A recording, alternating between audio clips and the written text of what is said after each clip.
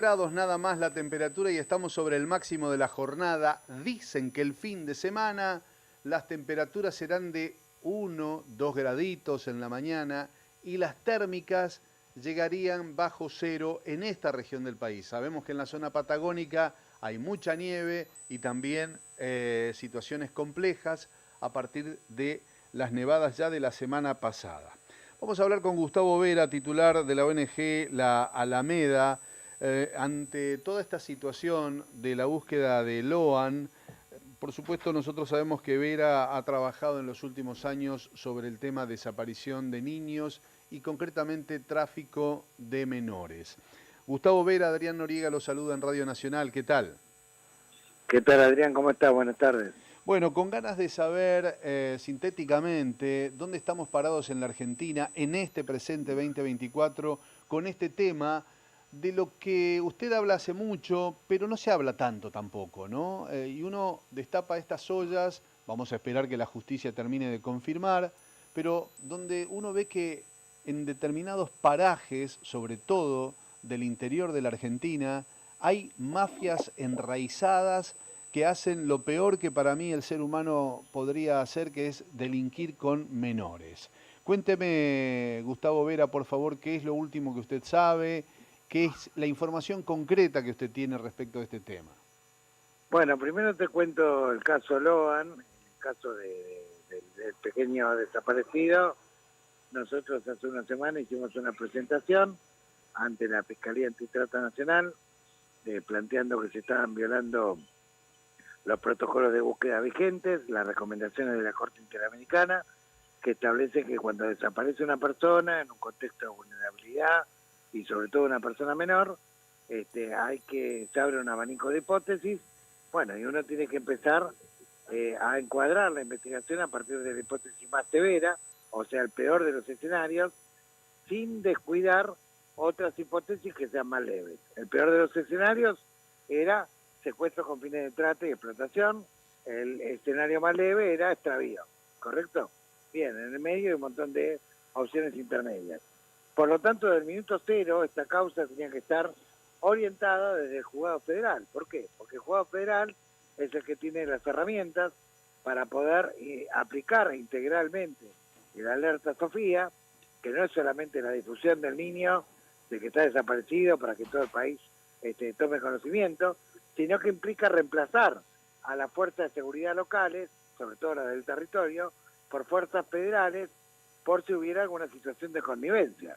Por si vos tenés sospecha de trata, es porque hubo zona liberada y hubo algún sector cómplice. Y a la prueba me remito. El comisario está preso, una funcionaria municipal está presa, un capitán de navío.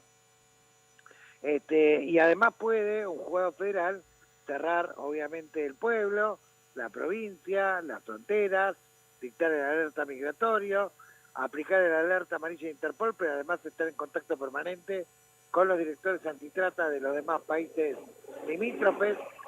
Bueno, buscar a través del CNRT todo lo que es el peinado de transporte público, el control exhaustivo en las rutas, dar el alerta a Vialidad Nacional. Bueno, en fin, toda una serie de medidas que en general resultan ser efectivas en muchísimos casos donde se denuncian desapariciones de menores, pero que en este caso no se pudieron aplicar en toda su extensión y en toda su intensidad porque la causa estaba en manos de un juzgado de garantías que no tiene competencia para este tipo de delitos, ni tampoco tiene el expertise para poder buscar como corresponde y que se aferró obcecadamente detrás de la hipótesis del extravío, o sea, la hipótesis más leve, perdiendo valiosísimos días, porque si era trata, como se lo está caraturando ahora, y la verdad que le diste 11 días de tiempo para que la red criminal se lo lleve a Taiwán. Claro, ahí hubo un error estratégico muy fuerte porque se fue como desestimando y no se le buscaba al nene perdido, pero eso fue una manipulación de la misma mafia porque si están involucrados los policías o algún policía de Por esa... supuesto, por supuesto. El operativo, a ver, el operativo de búsqueda en realidad fue un operativo de encubrimiento para permitir la huida de la red criminal y para encubrir a las personas con poder en el pueblo que estaban involucradas en esto. Pero yo no me canso de explicar esto porque además de encontrar con vida a Loan, que es lo que todos queremos, los oyentes y todo el pueblo que está conmovido por esta situación, bueno, por lo menos tiene que saber que cuando desaparece un menor hay que llamar inmediatamente al 145. Al 145 para que la denuncia vaya a la Fiscalía Antitrata y se active el protocolo nacional federal que te estoy mencionando. ¿Sí? Vera, ¿qué posibilidades hay de que el chiquito aparezca con vida? Porque también estas son bandas criminales, está claro, ¿no? Y la verdad que están planteados todos los escenarios en ese sentido. Están planteados todos los escenarios, depende a ver si fue trata interna o trata externa. La trata no es solamente cuando va de un país a otro, puede ir de una provincia a otra o de un pueblo a otro. Puede haber habido trata y puede estar todavía en la propia provincia de Corrientes, o en la provincia al lado, el Chaco, o en el exterior, Paraguay, Brasil, o que ya los han sacado más lejos todavía. Pero bueno, esto lo vamos a saber a partir de la coordinación y el trabajo mucho más aceitado que los juzgados federales pueden hacer con Interpol y con los países limítrofes, ¿no? Y con los organismos del Estado Nacional, que lamentablemente mucho no colaboraron en recordar cuál es el protocolo que está vigente, pero bueno, estamos como acostumbrando o mal acostumbrándonos a que se rompan todos los protocolos, a que no se cuide nada, y bueno, a nadie le importa nada. Vera, usted tiene estadísticas con la Alameda, ¿tienen estadísticas de cuántos chicos desaparecen de la Argentina por año? Mira, aproximadamente, tengo estadísticas de cuántos son víctimas de trata que fueron rescatados.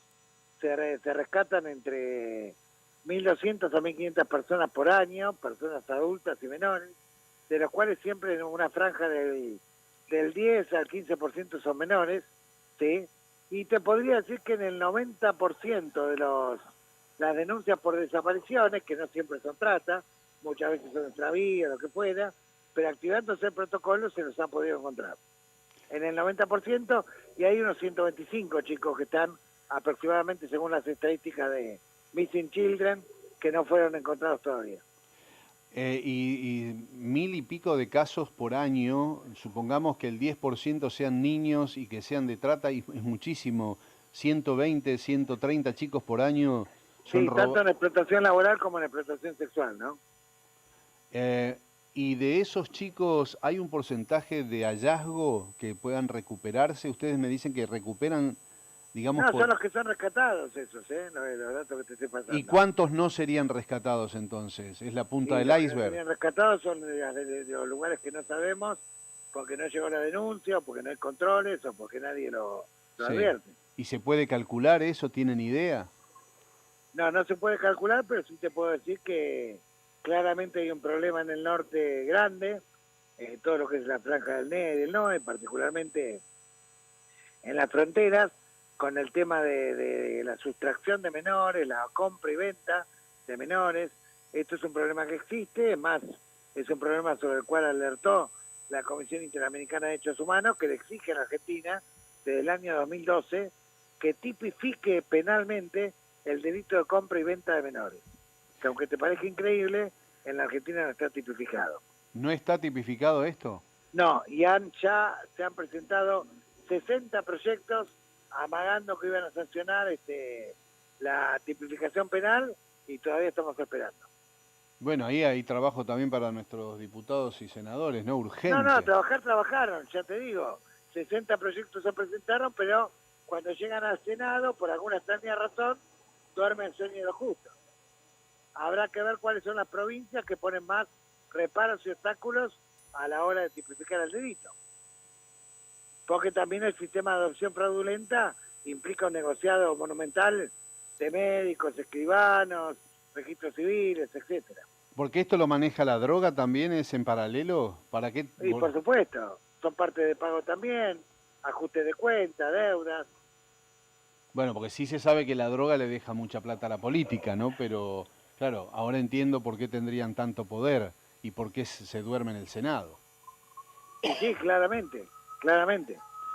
Gustavo Vera, muchísimas... A veces hay situaciones de secuestro, como la que vos tuviste, por ejemplo, recordarás hace 2 meses en el hospital de Tartagal, que se había secuestrado un bebé. Sí. Pero bueno, en aquel momento el comité todavía funcionaba, así que en menos de 24 horas encontramos al bebé que estaba arrojado en un basural.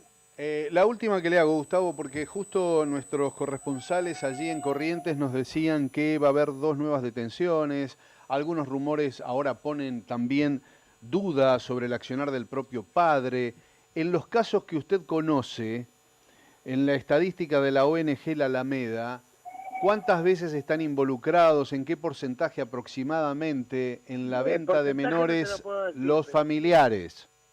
el porcentaje no te lo puedo decir, probablemente Missing Children tenga más información al respecto, porque yo me dedico a la trata y tráfico en general de mayores y menores, pero sí te puedo decir que hemos encontrado muchos casos donde, aprovechándose de la extrema vulnerabilidad e ignorancia de un sector poblacional determinado, se los incita de alguna manera a vender hijos a cambio de alimentar a otros o salir de una situación desesperante.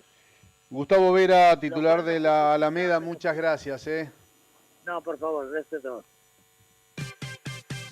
Nunca es tarde. Adrián Noriega.